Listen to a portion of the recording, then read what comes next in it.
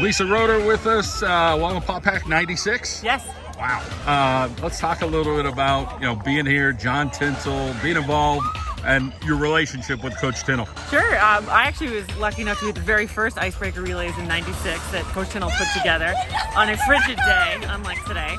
And I had the absolute honor of having coached for 4 years all through high school. Just an amazing guy. He dedicated so much of his time to our team, to myself, to our careers. And as an adult now, you see he has 4 kids, and he gave a lot of his time to help us all be better. And he was tough. And I was just saying to some other alumni that are here that I can still hear his voice in my head rounding the 200, him yelling 30, or telling us, don't home with any change, put your head down and run. And sort of, like good life lessons that you carry with you. It's a great man.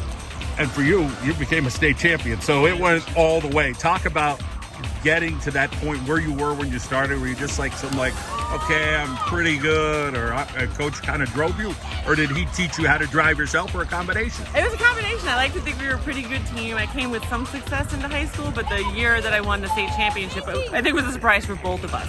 I was in 4th coming up the last hill, and I remember him just screaming, go, and I did, and then afterwards I was like, did that just happen? And then from that point, we took it higher, and he actually came, we went to the Olympic Training Center together. He is a coach, and he's an athlete in high school, and learned a lot there, and kind of took lessons from all of it, but he gave so much of his time to me, and I can't express how awesome it is to be here today, see him again, and see him get this honor.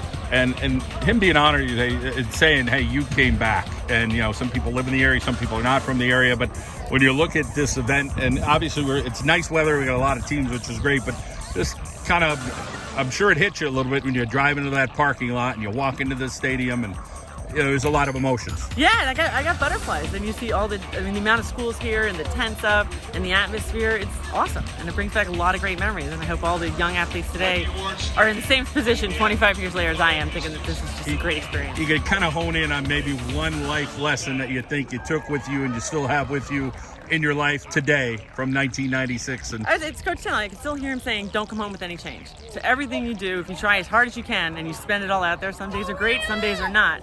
But that would be the lesson for me. Just give it everything that day and practice. It's great to see you. Great to hear your story, and thank you so much. Thanks, John. John Moore with us, Wallenpaw Pack alum. John, tell us your story about being Wallenpaw Pack, the event you competed in, and being under Coach Tintle. I ran the 800 for Coach Tintle. Also ran a lot of relays, 4x1, 4x4, 4x8. Graduated 2001. Everybody knows about Coach Tintle and how well of a coach he was. Made a huge impact in my life. But outside of sports, he also made a huge impact in my life. He was a huge influence, and I owe some of the success that I've had just in life to Coach Tintle. So he's a great man. It's great to see him today, and it's great to see that the icebreaker relays are still going on, and we're able to keep this tradition alive for as long as it has, because I think nowadays sometimes things get deprioritized, and I think these things are important, and to keep it going just shows how important it is, and just the person that Mr. Tintle is for us to keep it going for him. Wait a minute, here we are in 2023, he's got a beard, you got a beard. Back in the day, I don't remember him with a beard. Talk about some of those little things maybe he used to hit on when you were in high school, like you got to show up to practice, you got to be on time, you got to make sure you're working harder than anybody else. What were some of his messages? He would always say, don't save it for tomorrow, because there is no tomorrow. Be in the moment. Don't think about anything else when you're training. Work hard. And these are things, high school athletes can take. These are things that people who are in business can take, into the business world. And there's times that I still do that. I think about the lessons that I've learned, from Mr. Tintle, and I think it's helped me to, get to, the person I am today. So from the icebreaker relays that were used to being so cold, maybe this is going to warm up here with John Tintle relays going forward. You have some memories that you remember the weather being challenging?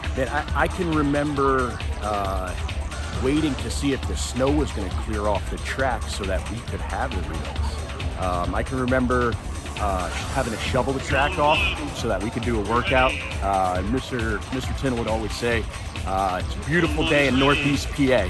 we'd be freezing, our lungs would be burning, but he would just yell, he'd be motivating us, and he'd say, it's a beautiful day in Northeast PA.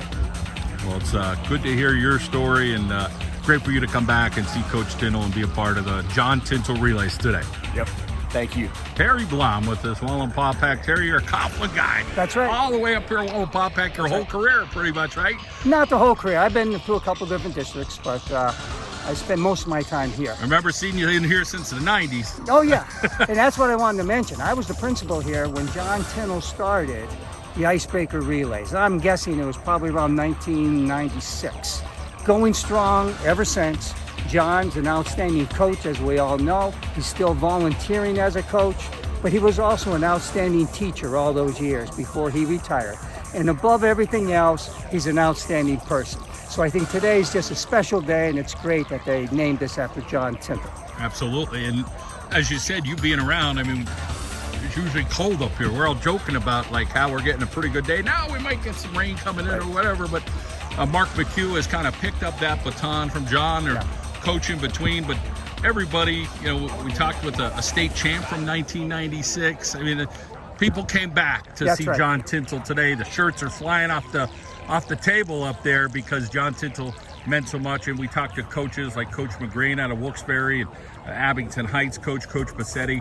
Those people had nice things to say, and at pretty much everything you said. That's right. A gentleman, and just how his kids carried themselves on the track and field. Yeah, outstanding programs too. I can't tell you how many championships he won, whether it be cross country or track. Great programs, and as I said, a great teacher. And he always had great kids too. I mean, and he was the type of coach who took everybody. You know, track is a sport where everybody can participate.